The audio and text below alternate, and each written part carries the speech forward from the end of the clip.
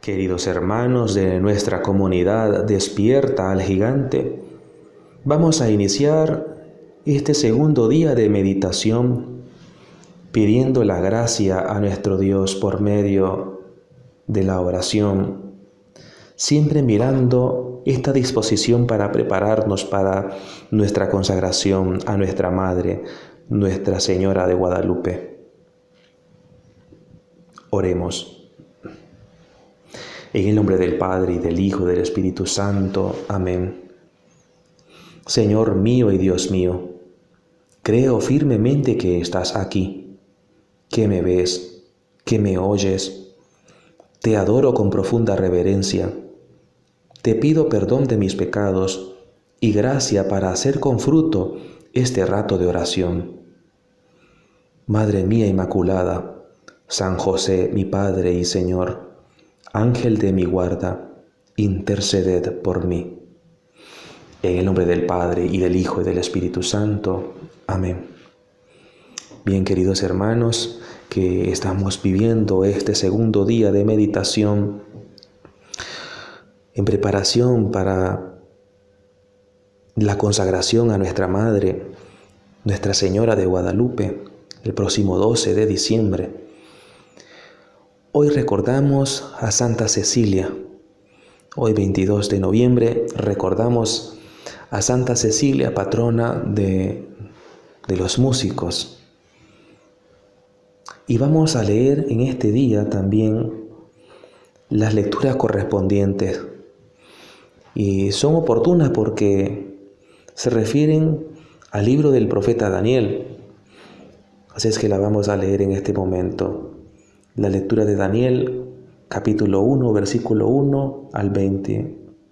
El año tercero del reinado de Joaquín, rey de Judá, llegó a Jerusalén Nabucodonosor, rey de Babilonia, y la asedió.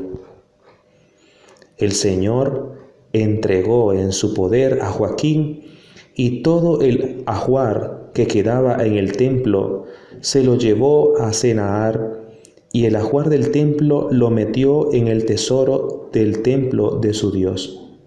Él los llevó al país de Sennaar y depositó los objetos en la casa del tesoro de sus dioses.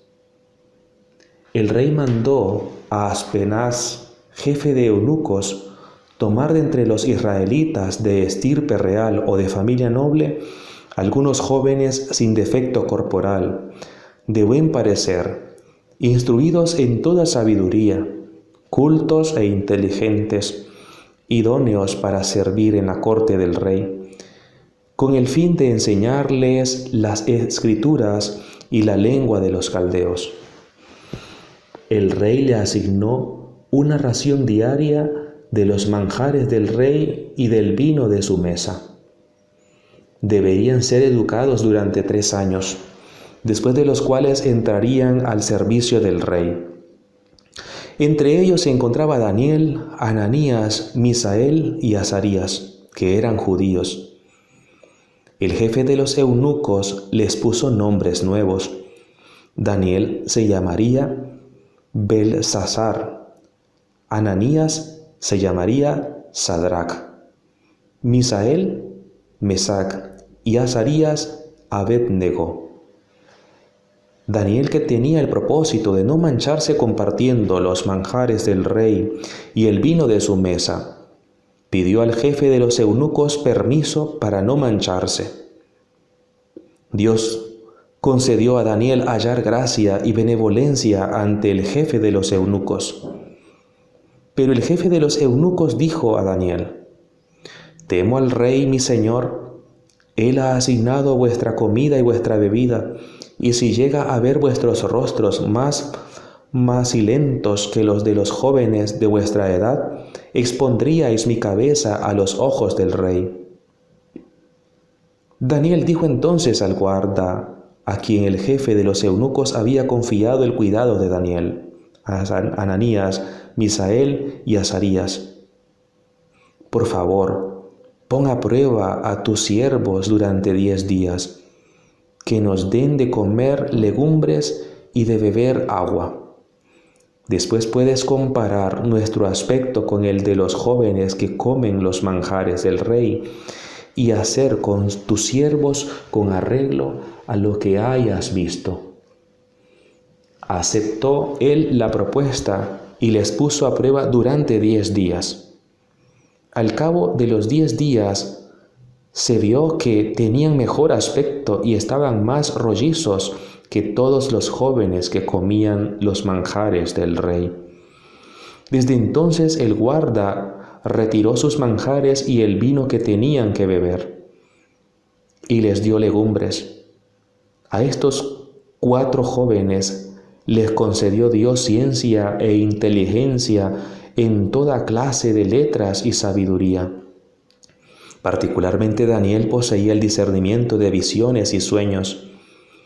Al cabo del tiempo establecido por el rey para que le fueran presentados los jóvenes, el jefe de los eunucos los llevó ante Nabucodonosor. El rey conversó con ellos y entre todos no se encontró ningún otro como Daniel. Ananías, Misael y Azarías quedaron pues al servicio del rey, y en cuantas cosas de sabiduría o de inteligencia les consultó el rey, los encontró 10 veces superiores a todos los magos y adivinos que había en todo su reino. Daniel permaneció allí hasta el año 1 del rey Ciro. Palabra de Dios. Te alabamos, Señor. El Evangelio del día de hoy, tomado de Lucas capítulo 21, versículo del 1 al 4. En aquel tiempo, alzando Jesús los ojos, vio unos ricos que echaban donativos en el cepillo del templo. Vio también una viuda pobre que echaba 2 reales y dijo: «Sabed que esa pobre viuda ha echado más que nadie, porque todos los demás han echado de lo que les sobra. Pero ella, que pasa necesidad, ha echado todo lo que tenía para vivir». Palabra del Señor. Gloria a ti, Señor Jesús. El día de ayer que celebrábamos la solemnidad de Jesucristo, Rey del Universo, contemplábamos la grandeza de nuestro Señor en la entrega completa de sí mismo. Él entrega sin reserva por amor a la humanidad, por amor a la Iglesia. Jesucristo es el Rey que conducirá y que conduce como pastor a su rebaño, a todo el rebaño, a lugares seguros. Y esos lugares seguros son la misma visión de Dios, la misma amistad de Dios. No hay lugar más seguro que entrar bajo el cuidado de Dios. Y qué mejor pastor y qué mejor rey tenemos que Jesús. En el Antiguo Testamento, el rey tenía una misión grandísima. La misión del rey era cuidar a su pueblo, protegerlo de los enemigos, defenderlos de los enemigos. Y el rey representa también al pastor que cuida al rebaño. Y vemos entonces a Jesús, al profeta, que no tiene otra cosa que su verdad delante de Pilato. Solamente tiene su verdad y su palabra. Y el drama entonces lo provoca la misma presencia de Jesús, que cuando cae bajo el imperio de la ley judía, no la pueden aplicar a Jesús. Y cuando está bajo la ley de los romanos, no puede ser juzgado por la ley porque carece de objetividad. Lo único que cuenta delante de Pilato es la verdad de Jesucristo, que no encaja ni en la ley romana, ni en la envidia judía. No se le puede juzgar. Sin embargo, Pilato cede, como muchas veces suele suceder en la actualidad, que la ley se aplica a los inocentes. Podemos ver también, como decíamos el día de ayer, que en esa escena el verdadero juez y Señor de esa situación es Jesucristo. Es Jesucristo. Jesucristo aparece como dueño y Señor de esa situación que se les escapa a Poncio Pilato. Es el juicio entre la luz y las tinieblas, entre la verdad de Dios y la mentira del mundo, entre la vida y la muerte. Igualmente hoy, la liturgia de la palabra, en la primera lectura tomada del libro de Daniel, del profeta Daniel, podemos extraer algunas ideas muy importantes pues para sacarles provecho. En primer lugar, la lectura de el profeta Daniel se enmarca en una realidad concreta, en un tiempo y en un lugar. Como lo dice en el versículo 1 del capítulo 1, el año tercero del reinado de Joaquín, rey de Judá, Nabucodonosor, rey de Babilonia, vino a Jerusalén y la sitió. Hay una situación concreta. Hay una guerra entre el rey Nabucodonosor y el rey Joaquín. Lógicamente que Nabucodonosor vence a Joaquín y esto significa una catástrofe para Jerusalén, una catástrofe para el pueblo de Dios. La sitió. Y nos dice el texto que el Señor entregó en sus manos a Joaquín, rey de Judá, así como parte de los objetos de la casa de Dios. Él los llevó al país de Senaar y depositó los objetos en la casa del tesoro de sus dioses. Es decir, que Nabucodonosor entró al templo de Dios y se llevó los objetos de culto del Señor. El templo de Dios es profanado y se ha violentado la identidad del pueblo de Israel, porque el templo significaba precisamente la identidad del pueblo de Israel. Sin embargo, en un conflicto visible entre dos culturas, recordemos que se ha llevado a gran parte del pueblo como esclavo hacia Caldea, estando allá entre los que estaban como esclavos. Entre ellos se encontraba Daniel, Ananías, Misael, Azarías, que eran judíos. Y estos amigos, estos muchachos, estos jóvenes, pues Dios les colocó en su corazón cumplir una meta, un propósito. Como dice el versículo 8, Daniel, que tenía el propósito de no mancharse compartiendo los manjares del rey y el vino de su mesa, pidió al jefe de los eunucos permiso para no mancharse.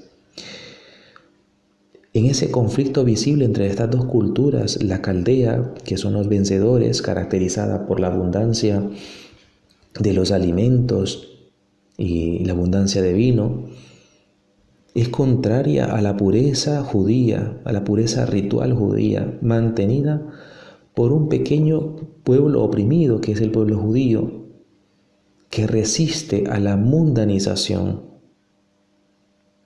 De ese pueblo sobresale también pues, Daniel y sus amigos, sus compañeros, que mantendrán esa fidelidad a Dios. Ellos están conscientes de que están en el mundo para desempeñar una misión en nombre de Dios.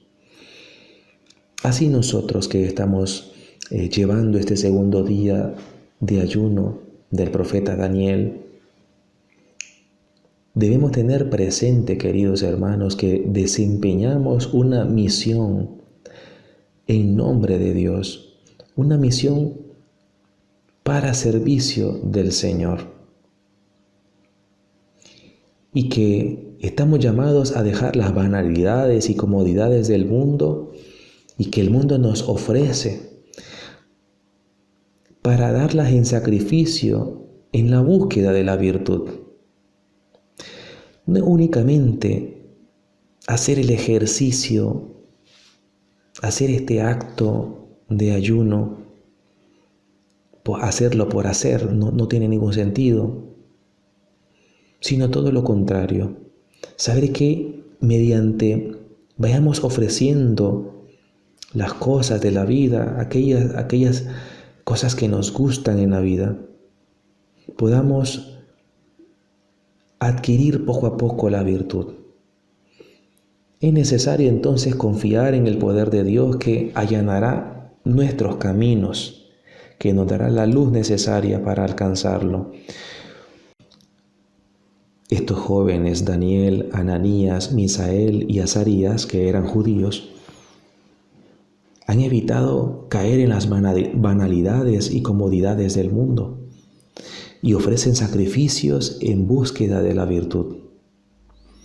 Es necesario confiar en el poder de Dios que allanará el camino, como lo confiaron ellos. Ellos se han privado de un bien material como la comida para alcanzar un bien mayor.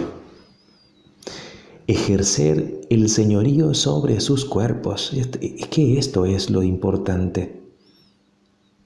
Aparte de ofrecer un sacrificio al Señor que es loable y agradable, ejercen su señorío sobre sus cuerpos, un dominio sobre sus pasiones, y se han abierto a una dimensión espiritual con mayores capacidades no conocidas en el nivel meramente horizontal. Es decir, como cuando una persona pues le gusta tener algunos gustos pasionales, tomar una buena comida, una buena bebida. A veces puede haber algún vicio. El vicio limita la libertad de la persona, no le hace ella misma, no le deja ejercer con plenitud su capacidad de hijo de Dios. Y entonces al ejercer un servicio, en este caso el ayuno, fortalece la libertad de la persona. Esa persona ejerce su señorío sobre su cuerpo, dominando su cuerpo, y le hace ver una dimensión que no veía antes. Y eso me refería a lo horizontal, a lo meramente de este mundo. Las privaciones corporales adquieren y dan el don de ciencia e inteligencia que proceden de Dios, como lo ha dicho el texto del libro de Daniel. Esto solamente se logra con la fe, el sacrificio, la constancia y amor a Dios y a su pueblo. Como consecuencia de la obra de Daniel y de sus amigos, Dios les concede la libertad del pueblo de Israel en el tiempo de un nuevo rey temporal. En este caso es el rey Ciro, que los hizo volver a Jerusalén, su tierra natal. De algo debemos estar claros nosotros, hermanos. Las obras se realizan en el tiempo de Dios y no en el tiempo de los hombres. Aunque nosotros estemos persiguiendo ejercer nuestro dominio sobre nuestro cuerpo, ofreciendo sacrificios agradables a Dios por medio de un ayuno, no esperemos nosotros, queridos hermanos, querer ver los frutos de nuestros sacrificios aquí y ahora y a un corto tiempo. Es que muy probablemente no los vamos a ver. Y esto nos pasa a nosotros los sacerdotes, como cuando llegamos a una parroquia, a una misión. El sacerdote empieza a trabajar y a trabajar y a trabajar en la comodidad. empieza a trabajar en la comunidad, empieza a formar en la catequesis, llevar el mensaje del Evangelio, la caridad, organizar obras sociales, trabajar en coordinación con las instituciones, las que hayan. Y a veces no vamos a ver nosotros esos frutos. Yo les cuento una experiencia de mi caso en mi país, en Nicaragua, donde estuve yo en mi primera comunidad. Tenía comunidades de campo. Al inicio, cuando empecé a trabajar, solamente iba a celebrar la Eucaristía a estas comunidades. Solamente llegaban 2 o 3 personas, 4 a lo mucho. Gente muy pobre, gente muy necesitada. Y así pasamos 3 años, casi los 4 años, y las comunidades, las personas empezaron a tener más amor al Señor, más amor a la Eucaristía, más amor al sacerdote. Y yo estaba plenamente seguro que los frutos de mi trabajo no los iba a ver. Pero sabía que el trabajo realizado daría su fruto al tiempo de Dios, al tiempo que Dios dispusiera. Y puede ser que a nosotros nos conceda Dios ver algún destello de esos frutos, no importa, bendito sea Dios si lo concede. Como me pasó a mí también en estas comunidades.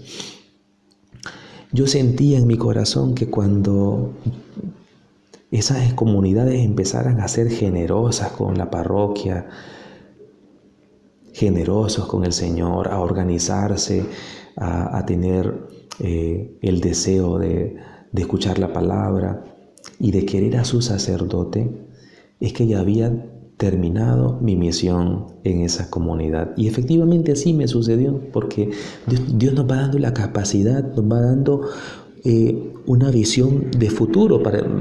Parecerá que la persona como que brujo o cómo sabe el futuro. No, es que eso no se sabe así.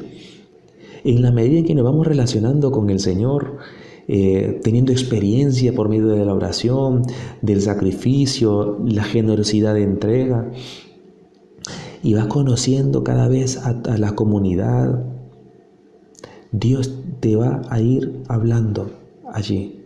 Dios te va a ir instruyendo de una manera misteriosa. Es que en mi caso, queridos hermanos, solamente me toca indicarles el camino. Es que cada uno lo tiene que vivir. Cada uno de nosotros tenemos que confiar que efectivamente así es. Como le pasaba a estos jóvenes de Daniel y sus amigos, que Dios les concedió inteligencia para resolver los problemas que se les plantearan. En la medida en que le creemos al Señor y empezamos a tener una dinámica constante de comunicación con Jesucristo, de comunicación con el Señor, de deseo de Dios. Pues en esto, a Daniel y a los demás amigos de él, les dio el Señor esa capacidad, esa inteligencia, ese discernimiento. Pero ese discernimiento y esa inteligencia no es para uno mismo, es para los demás, es para ponerlo al servicio de los demás. Y cuanto más sepas, cuanto más carismas tengas, sabed que esas capacidades y esos conocimientos no son para ti, y eso no determina el grado de santidad de nosotros, sino el grado de servicio que debemos ejercer a la comunidad. En el Evangelio que estamos meditando el día de hoy de San Lucas, del capítulo 21, versículo del 1 al 4, donde Jesús está viendo, está examinando a la gente, Jesús está en el templo y está viendo que la gente, muchas personas llegan a la alcancía del templo Y Jesús mira a los ricos y a los pobres. Y la mirada de Jesús es diferente a la del rico y a la del pobre. A la del rico no es distinta la mirada porque Jesús ama a todas las personas por igual. Pero Jesús examina el corazón de las personas, la intención con la cual se dona al templo, se realiza la acción. Y nos cuenta el Evangelio que Jesús, alzando los ojos, vio a unos ricos que echaban donativos en el tesoro del templo. Sí lo hacían. ¿Cómo sabía cómo sabía Jesús que eran ricos? Pues por la manera de vestir y la cantidad de donaciones que daban, seguramente. Pero le llamó la atención una viuda pobre que echaba 2 monedillas. A mí me impresiona este texto porque me hace pensar y me digo a mí mismo, ¿cómo habrá visto Jesús a esta persona, a esta mujer? Seguramente la vio con un único vestido, quizá ya sin color, roto, sin zapatos. Una mujer que no tenía nada que dar, más bien necesitaba la ayuda, porque las viudas en el tiempo de Jesús son las personas más pobres del mundo, son las personas más pobres de la comunidad. Y le sorprendió el corazón a Jesús cuando vio a esta mujer que se acercó generosamente y depositó 2 monedillas de muy poco valor. Jesús se sintió pues muy contento, muy gozoso, y llamó a sus discípulos y le dijo: esta mujer ha dado más que todos, porque los demás han dado de lo que les sobra, pero ella ha dado todo lo que tenía para vivir, lo ha dado todo. ¿Bien? Y Jesús entonces, y la liturgia que hoy que estamos meditando, nos advierte de eso, queridos hermanos. Nuestra intención de hacer este ejercicio debe purificarse. Debe ser una intención santa, no para que nos vean, sino agradable a Dios. A mí me encantó esto cuando lo leí, que cuando ayunéis, pues arréglate bonito, arréglate elegante, ponte perfume, peínate, dúchate y alaba a tu Señor. Bendice a tu Señor. Ese día no es para estar triste. Estos 21 días no es para estar triste. Es para compartir amor a las personas. Es para compartir la caridad con las personas, para alegrar el alma de las personas. Esto es importante, esto es bonito, hermanos. Que en estos días no andemos tristes, que en estos días sean días contentos, porque vamos a experimentar en nuestro cuerpo la visita de nuestro Señor. Vamos a experimentar en nuestros cuerpos que Dios vendrá a visitarnos de una manera misteriosa. No sabemos cómo, porque Dios tiene muchas maneras de manifestarse delante de nosotros. Puede manifestarse delante de la palabra que se lee en la misa. Puede Dios hablarnos en una frase que diga el sacerdote en la misa. Puede ser en la misma meditación que estemos haciendo. Puede ser leyendo nosotros en nuestra habitación la palabra de Dios. Puede ser en la naturaleza, que Dios te regale una hermosa flor del jardín. Allí vas a ir experimentando a Dios. Por eso el ayuno nos prepara, nos hace despertar ese sentido espiritual que ha estado dormido. Nos hace despertar este sentido espiritual, la actitud de alerta, de estar vigilantes. ¿A qué horas viene el Señor? Así debe ser toda nuestra vida. Así debe ser toda nuestra existencia, estar vigilantes, porque y cuando no estamos vigilantes es precisamente cuando caemos en el pecado. Eso es precisamente, dice Jesús, estad alerta, porque la carne es débil, pero el espíritu está alerta, dice el Señor, cuando estaba en el huerto de Getsemaní. Por lo tanto, hay que estar bien dispuestos en este tiempo. A veces en nuestras comunidades, en la comunidad donde yo he estado, se nos hace un calendario de sacrificios mensual. Cada mes se manda ese calendario, el equipo de oración lo elabora y lo manda a todos los miembros de la comunidad, y cada día tiene un tipo de sacrificio.